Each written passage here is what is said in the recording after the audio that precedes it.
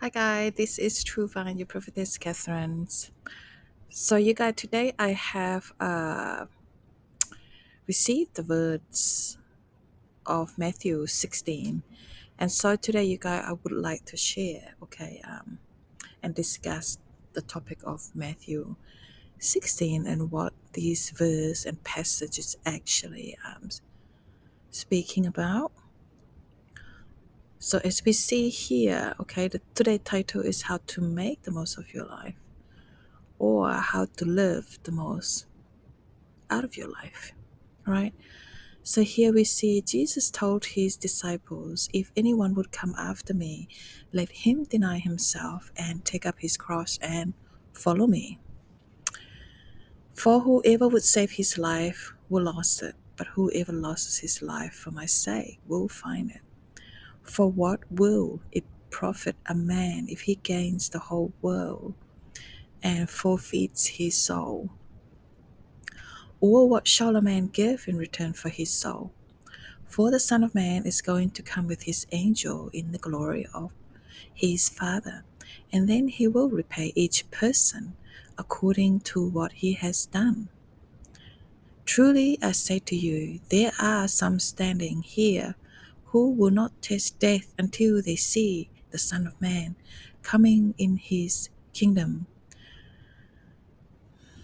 So hear the salvation of Jesus Christ. He spoke of their flat earth world view and how difficult it was for him to imagine a reality different from what they could see, so much like us. So, you guys, we are too bonded by narratives based on how our culture interpretation of what we see, what we think is average and normal and accepted, right, in society.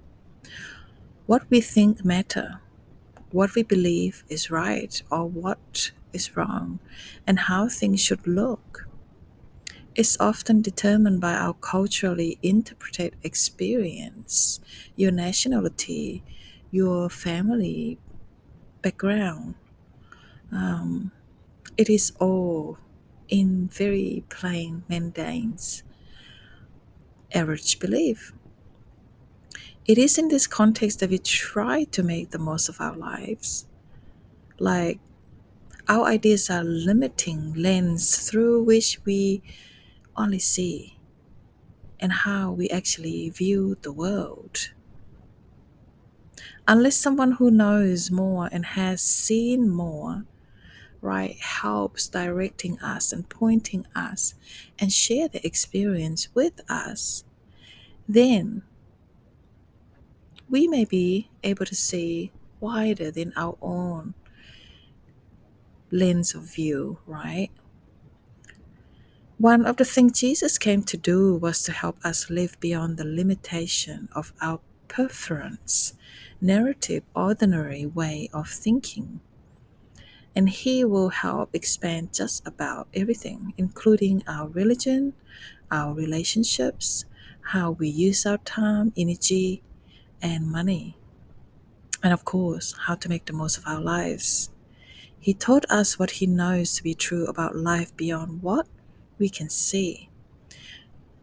So here we heard the story of Peter's great proclamation that Jesus is the Messiah, but likewise found him actually rebuking the Lord.